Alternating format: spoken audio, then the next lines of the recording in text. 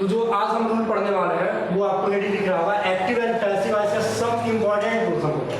Exercise इसके ऊपर लगाएंगे, क्वेश्चन भी लगाएंगे, ध्यान से समझना क्या मैं समझा रहा हूँ। कुछ जैसे तुमको पता है एक्टिव से पैसिव वॉइस में जैसे ही को हम हिम में कन्वर्ट करते हैं, दे को देम में कन्वर्ट करते हैं, लेकिन कुछ ऐसे वर्ड्स हैं, कुछ ऐसे सब्जेक्ट होते हैं सब्जेक्ट के फॉर्म में कि उनको जो है हम एक्टिव से पैसिव वॉइस में जब कन्वर्ट करते हैं तो बाई उनके पहले हम नहीं लगा सकते। जैसे अगर कोई सेंटेंस की स्टार्टिंग होती है पीपल से, या फिर स्टार्टिंग हो जाए वो एवरीबॉडी से, या फिर स्टार्टिंग हो जाए उसकी समबडी से, समझ में आ रहा है, या फिर उसकी स्टार्टिंग हो जाए नोबडी से, तो या फिर एवरीवन से भी दे सकता है। ऐसे सेंटेंसेस में अगर कोई सेंटेंस इससे स्टार्ट हो रहा है तो एक्टिव से पैसिव वॉइस में कन्वर्ट करते समय हम बाई का यूज या फिर किसी भी प्रीपोजिशन का यूज नहीं करते हैं। सपोज दैट अगर एक क्वेश्चन है कि एवरीवन नो महात्मा गांधी, दिख रहा है? ये हमारा एक सेंटेंस है और इसको आपको एक्टिव से पैसिव वॉइस में कन्वर्ट करना है कि everyone knows Mahatma Gandhi. Starting किससे हुआ बेटा? एवरीवन से हुआ। तो अगर हम इसको एक्टिव से पैसिव वॉइस में चेंज करेंगे, महात्मा गांधी, हाँ हमने यहाँ पे लिखा महात्मा गांधी। अब देखो, अब यहाँ पे समझना ये है कि महात्मा गांधी हमने लिख दिया, ये एस और ईएस वाला रूल है, आपको पता है कि इसको जब हम पैसिव वॉइस में प्रेजेंट इंडेफिनिट है, जब इसको पैसिव वॉइस में कन्वर्ट करता है तो इज एम आर का यूज करते हैं। किसका यूज करता है? तो यहाँ पे हमने लिखा इज। नो का थर्ड फॉर्म होता है नोन। अब देखो मैं क्या समझाने वाला था, अब जो बच्चे नहीं पढ़े इस रूल को, बहुत इंपॉर्टेंट रूल है कि Mahatma Gandhi is known by everyone, वो कर देंगे।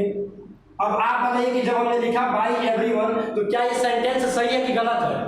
गलत है। इसलिए गलत है क्योंकि बाई का यूज इसमें होगा ही नहीं। हमने पहले लिख दिया कि अगर किसी सेंटेंस की starting people, everybody, somebody, nobody, everyone से हो तो हम वहां पे we do not use by, तो हम बाई का यूज नहीं करते हैं और इन सारे वर्ड्स को हम नहीं लिखते हैं। मतलब हम सिंपल सा, ये तो हमारा क्वेश्चन क्या हो गया? गलत हो गया। तो सही क्या होगा? महात्मा, ध्यान दो, Mahatma Gandhi is known by everyone को हम नहीं लिखेंगे। बाई एवरीवन को हम लिखेंगे नहीं, बाई एवरीवन को हम करते ही नहीं लिखेंगे। बात समझ में आ रहा है? तो ये रूल आपको हमेशा याद रखना है कि जब भी कोई सेंटेंस की starting people, everyone, someone, somebody, nobody इनसे स्टार्ट होता है तो बाई का यूज नहीं करते हैं। इसको हमेशा के लिए याद रखिएगा। समझ में आ रहा कि नहीं आ रहा? इसको नोट कीजिए।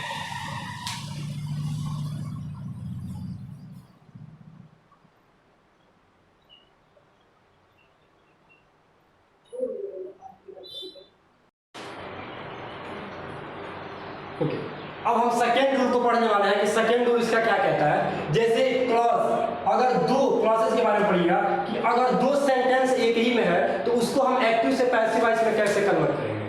अभी तक आपने पढ़ा था कि अगर एक सेंटेंस होगा तो आप उसको एक्टिव से पैसिव वॉइस में क्या करोगे? कन्वर्ट करोगे। तो अगर दो सेंटेंस है तो उसको एक्टिव से पैसिव वॉइस में कैसे कन्वर्ट करोगे? बहुत सिंपल है, जरा ध्यान देना है। जैसे मान लो अगर वो लिख दिया कि पीपल कंसीडर, ध्यान दो बेटा, people consider that it is good idea। देख रहे हो यहाँ पे ध्यान से, ये एक सेंटेंस है और इस सेंटेंस को आपको एक्टिव से पैसिव वॉइस में कन्वर्ट करना है। और कहोगे इसको कैसे कन्वर्ट कर सकते हैं, क्या ऑब्जेक्ट बनाएंगे, क्या सब्जेक्ट बनाएंगे? जब भी ऐसा कोई सेंटेंस आए, जब भी दो क्लॉज हो, मतलब दो सेंटेंस हो, तो उसको एक्टिव से पैसिव वॉइस में कन्वर्ट करने के लिए दूसरे वाले को नहीं कन्वर्ट किया जाता, जो पहला वाला सेंटेंस है उसको कन्वर्ट कर दो। ये क्या लिखा है? People consider. और अभी आप लोग पढ़े हो जब पीपल से स्टार्ट हो, एवरीवन से स्टार्ट हो, एवरीबॉडी से स्टार्ट हो, तो उसको एक्टिव से पैसिव वॉइस में हम जब कन्वर्ट करते हैं तो हम बाई का यूज नहीं करते हैं। तो इसको हम क्या लिखेंगे? It is. और आपको पता है कंसीडर इसका यूज क्यों किया? अगर कंसीडर्ड होता तो हम यहाँ पे क्या यूज करते हैं?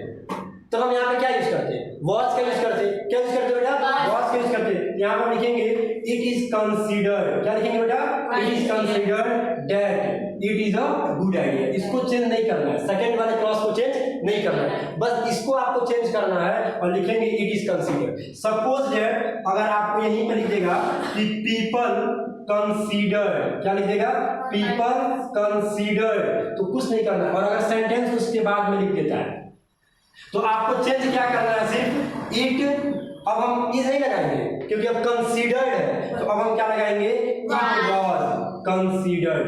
समझ में आ गया ना, और बाकी का हम ऐसे सेंटेंस को नोट कर देंगे।